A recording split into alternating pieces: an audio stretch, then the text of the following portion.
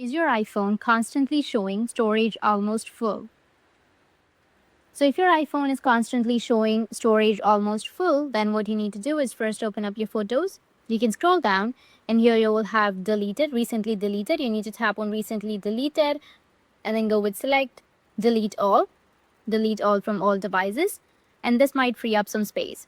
Or just simply go up, open up your settings. Under settings, you need to scroll down, go with apps, which is on the bottom.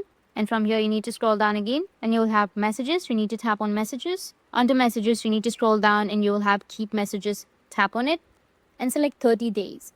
Tap on delete and it will delete all of the older messages. Now the third one is again open up your settings. Under settings, you need to scroll down, go with general. Under general, go with iPhone storage and then scroll down and go and offload the application that you don't use or that's taking a lot of storage. So in my case, like for example, if I go with YouTube, which is right here, and tap on offload app, after offloading, it will remove some storage. So that's it. And if you have any questions, feel free to comment below. Thanks for watching.